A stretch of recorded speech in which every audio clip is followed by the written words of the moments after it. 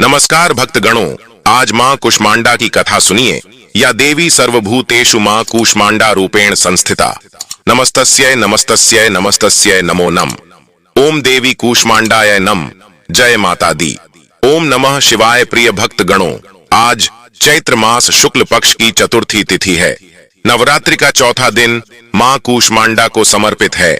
मां दुर्गा का चौथा स्वरूप कूष्मांडा मां का पौराणिक मान्यता है कि अपनी मंद हल्की हंसी के द्वारा अंड यानी ब्रह्मांड को उत्पन्न करने के कारण इस देवी को कूष्मांडा नाम से अभिहित किया गया है।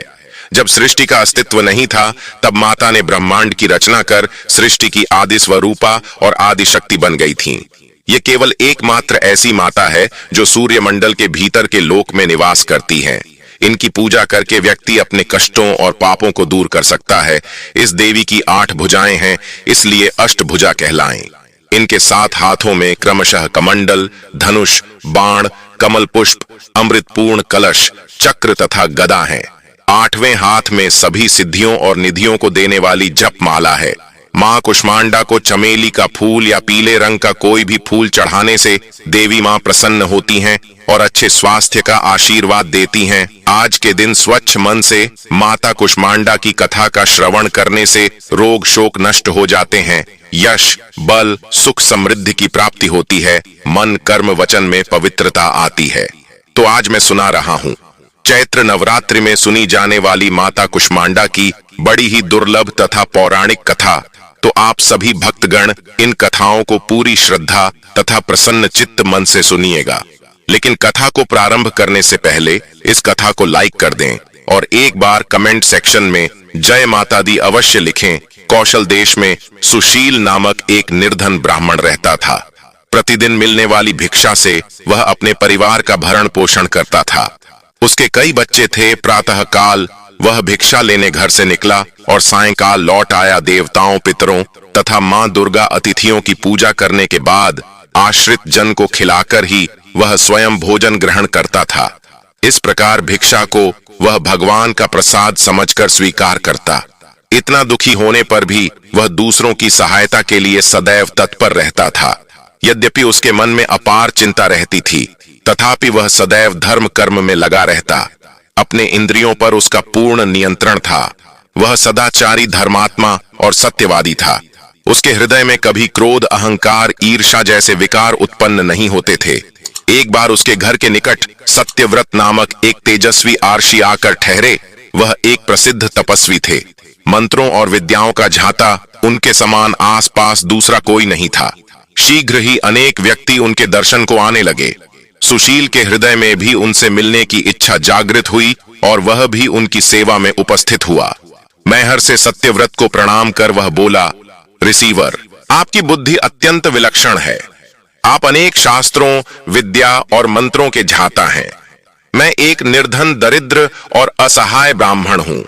कृपया मुझे बताइए कि मेरी दरिद्रता किस प्रकार समाप्त हो सकती है। ब्राह्मण ने आगे कहा, मुनिवर, आपसे यह पूछने का केवल इतना ही अभिप्राय है कि मुझमें कुटुंब का भरण पोषण करने की शक्ति आ जाए। धन अभाव के कारण मैं उन्हें समुचित सुविधाएं और अन्य सुख नहीं दे पा रहा हूँ। हे दयानिधि, तप, दान, व्रत, मंत्र अथवा जप करके कोई ऐसा उपाय बताने का कष्ट करें जिससे कि मैं अपने परिवार का यथोचित भरण पोषण कर सकूं। मुझे केवल इतने ही धन की अभिलाषा है जिससे कि मेरा परिवार सुखी हो जाए। प्रिय भक्तगणों, महर्षि सत्यव्रत ने सुशील को भगवती दुर्गा की महिमा बताते हुए नवरात्रि व्रत करने का परामर्श दिया। महर्षि सत्यव्रत ने आगे कहा, हे ब्राह्मण, मैं तुम्हें माता कुष्मांडा की कथा का श्रवण कराता हूँ। अतः तुम उसे भली भांति मन लगाकर और स्वच्छ मन से श्रद्धा भाव से श्रवण करो।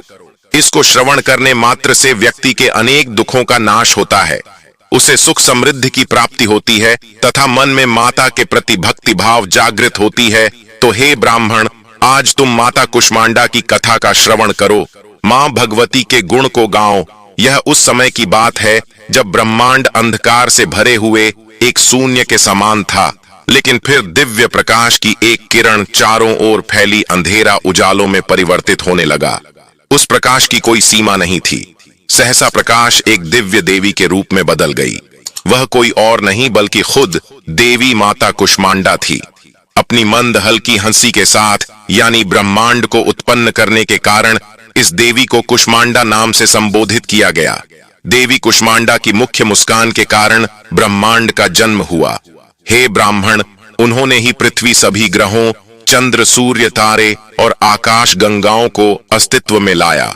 संसार में जीवन बनाए रखने के लिए सूर्य देवता की आवश्यकता थी, तो माता कुष्मांडा ने अपने आप को सूर्य में समाहित कर दिया। सूर्य संसार में जीवन का पर्याय है, तो देवी उनकी शक्ति है। माता कुष्मांडा ही समस्त ऊर्जा का स्रोत है।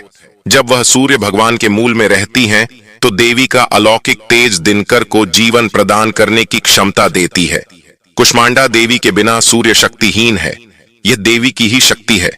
कुष्मांडा ही शक्तिशाली हैं। इनसे ही जग रोशन है। ये केवल एकमात्र ऐसी देवी है जो सूर्य मंडल के भीतर के लोक में निवास करती हैं। इनकी पूजा करके व्यक्ति अनेक कष्टों और पापों को दूर कर सकता है। हे ब्राह्मण, सुशील माता कुष्मांडा की स्तुति करने से आयु, यश, शक्ति, बुद्धि होती है और साथ ही सभी रोगों से मुक्ति मिलती है। सभी तरह के नकारात्मक शक्तियां दूर हो जाती हैं और सभी तरह की समस्याओं का समाधान होता है। इनकी पूजा करने से सुख, समृद्धि और उन्नति प्राप्त होती है। दुख, विपत्ति और कष्ट से मुक्ति मिलती है। साथ ही ज्ञान की प्राप्ति होती है और बुद्धि कौशल का विकास होता है। आगे नहर से सत्यव्रत ने माता कुष्मांडा के गुणों का बखान करते हुए कहा कि हे ब्राह्मण, उनका रूप अलौकिक है। माता कुष्मांडा की 8 भुजाएं हैं, इसीलिए ये अष्टभुजा कहलाए। इसके साथ हाथों में कमंडल, धनुष, बाण, कमल, पुष्प, अमृत, कलश, चक्र तथा गदा, 8वें हाथ में सभी सिद्धियों और निधियों को देने वाली जपमाला है। इस देवी का वाहन सिंह है। संस्कृत में कुम्हड़े को कुष्मांडा कहते हैं, इसीलिए इस देवी को कुष्मांडा कहा जाता है। इस देवी का वास सूर्यमंडल के भीतर लोक में है। सूर्य लोक में रहने की शक्ति, क्षमता केवल इन्हीं में है। इसीलिए इनके शरीर की कांति और प्रभा सूर्य के भांति ही चमकती है। इनके ही तेज से 10 दिशाएं अलौकिक हैं। ब्रह्मांड की सभी वस्तुओं और प्राणियों में इन्हीं का तेज व्याप्त है। प्रिय भक्त गणों, इस तरह महल से सत्यव्रत ने सुशील को नवरात्रि व्रत करने का परामर्श दिया। सुशील ने सत्यव्रत को अपना गुरु बनाकर उनके माया बीज नामक भुवनेश्वरी मंत्र की दीक्षा ली। तत्पश्चात नवरात्रि व्रत रखकर उस मंत्र का नियमित जप आरंभ कर दिया। उसने भवानी, दुर्गा और माता कुष्मांडा की भक्ति पूर्वक आराधना की। वर्षों तक प्रत्येक नवरात्रि में वह भगवती दुर्गा की माया बीज मंत्र का निरंतर जप करता रहा। सुशील की भक्ति से प्रसन्न होकर 9वें वर्ष की नवरात्रि में अष्टमी की आधी रात को देवी भगवती साक्षात प्रकट हुई और सुशील को उसका अभीष्ट वर प्रदान करते हुए उसे संसार का समस्त वैभव, ऐश्वर्य और मोक्ष प्रदान किया। इस प्रकार भगवती दुर्गा ने प्रसन्न होकर अपने भक्त सुशील के सभी कष्टों को दूर कर दिया और उसे अतुल धन संपदा, मान सम्मान और समृद्धि प्रदान की। प्रेम से बोलिए, जय हो माता कुष्मांडा, जय माता दुर्गा, जय मां भगवती। ओम नमः शिवाय। प्रिय भक्त गणों, अब सुनते हैं माता रानी की दूसरी कथा। एक राजा और एक रानी थी। बहुत दिनों तक उनके कोई संतान नहीं हुई। बहुत जप तप करने के बाद कई सालों बाद उनको एक संतान की प्राप्ति पुत्र रूप में हुई।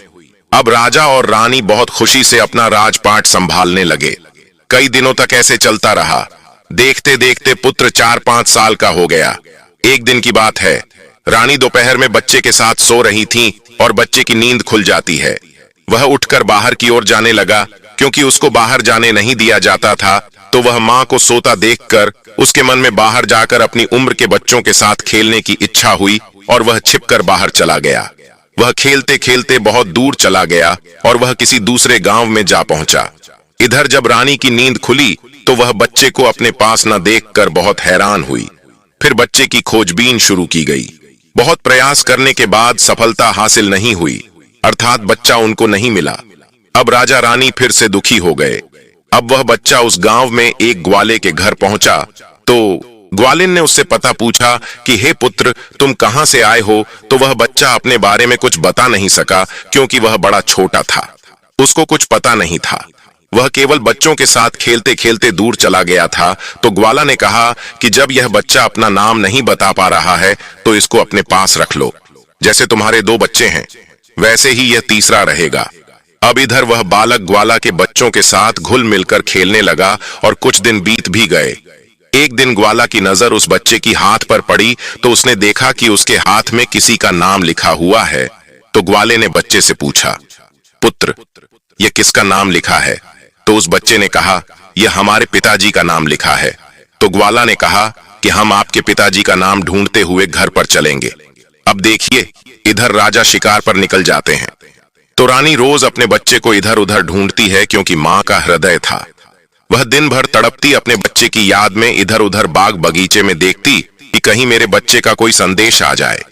रानी यही सोचती कि इतने दिन बाद एक संतान हुई थी तो मैंने लापरवाही में वह भी अपने हाथ से गवा दिया। अब रानी एकदम निराश होकर एक गांव में पहुंची तो वहां उसने देखा कि कुछ औरतें मिलकर देवी माता की पूजा कर रही थीं। तो रानी भी वहां जाकर बैठकर पूरी पूजा देखती है और पूजा के दौरान माता रानी की कथा को बहुत मन लगाकर सुनती है। पूजा खत्म हो जाने के बाद सारी सुहागिनी रानी को प्रसाद देती है। तब रानी ने पूछा, बहन, आप किसकी पूजा कर रही हैं? हमको भी बताइए। तब सभी सुहागिनों ने कहा कि हम मां भवानी, मां दुर्गा की पूजा कर रहे हैं। माता बहुत ही दयालु है, यह अपने भक्तों के संकट को क्षण मात्र में दूर कर देती है। बस ध्यान करने वाली बात है कि आपकी मनोकामनाएं तुरंत पूरी हो जाती हैं। जब आपकी मनोकामनाएं पूरी हो जाए तो आप तुरंत मां देवी की पूजा करिए। आप जो मन्नतें मांगते हैं उसे पूरा करिएगा। मनोकामना पूर्ण होने के बाद माता रानी की पूजा तुरंत ही कर लेना चाहिए, उनको टालना नहीं चाहिए। तो रानी ने अपने मन में सोचा कि अगर मां भवानी, मां दुर्गा ने हमारा बच्चा सकुशल वापस हमारे पास पहुंचाया तो हम भी इसी तरह से सभी सुहागिनों के साथ माता रानी की पूजा करेंगे। उधर रानी का यह मन्नत मानना हुआ कि इधर ग्वाला बच्चे को लेकर उसके पिता की तलाश में निकल पड़ा। वह कई जगह ढूंढते हुए काफी देर बाद गांव के किनारे पहुंचा तो एक व्यक्ति से पूछा कि भैया, इस नाम के व्यक्ति को क्या आप जानते हैं? तो उस आदमी ने बताया, हाँ भैया, यह हमारे राजा का नाम है, उनका पुत्र खो गया है। क्या यह उन्हीं का पुत्र है? यह बताकर ग्वाला को घर का पता बताया। ग्वाला जब बच्चे को लेकर राजा के द्वार पर पहुंचा तो राजा रानी अपने बच्चे को देखकर लिपटकर रोने लगे और बार बार ग्वाला का धन्यवाद करने लगे। तो राजा ने पूछा कि भाई, इसको आपने कहाँ पाया? तो ग्वाला ने कहा, राजा साहब, ये बालक घूमते घूमते हमारे गांव आ पहुंचा था। तब हमने इससे इसका पता पूछा तो बालक कुछ ना बता सका। एक दिन खेलते खेलते मेरी नजर इसके हाथ पर गई तो आपका नाम लिखा हुआ था और उसी नाम के सहारे हमने इसको आप तक पहुंचाया है। प्रिय भक्त गणों, रानी की खुशी की सीमा न थी। रानी ने राजा से कहा कि ग्वाला को खूब धन दौलत देकर विदा कीजिए, लेकिन ग्वाला ने कुछ नहीं लिया और कहा, जितनी खुशी आपको है, अपना पुत्र पाकर इतनी खुशी मुझे भी है कि मैंने आपकी धरोहर को आप तक पहुंचाया है। अंत में राजा ने ग्वाला को धन देकर विदा किया। अब रानी को यह तुरंत याद आया कि वह माता रानी की मन्नत मानी थी। उनकी पूजा करने का और नवरात्रि का व्रत करने का रानी ने राजा से कहा, हमने मां दुर्गा का मन्नत माना है, हमें नवरात्रि का व्रत करना है, हम नवरात्रि का व्रत करेंगे। नगर के कुछ स्त्रियों को निमंत्रण दीजिए और तुरंत मां भवानी की पूजा की तैयारी कीजिए। रानी ने तुरंत माता की पूजा करने वाली सारी सामग्री इकट्ठा करवाई। माता रानी की पूजा की संपूर्ण व्यवस्था की गई। सभी सुहागिनों ने मिलकर माता रानी की विधिवत पूजा की और मां भवानी दुर्गा माता का गीत गाया।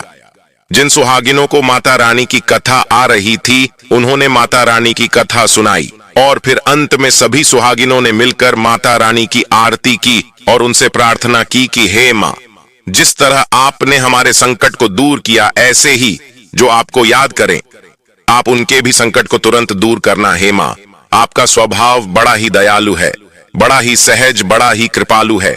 जय माता रानी, जय मां भवानी। जिस प्रकार आपने रानी के बच्चे को वापस किया, उसकी गोद भरी, उसके जीवन में खुशियां लौट आई, उसी प्रकार सभी माताओं की गोद को हरा भरा रखना, सभी के घर में सुख समृद्धि लाना।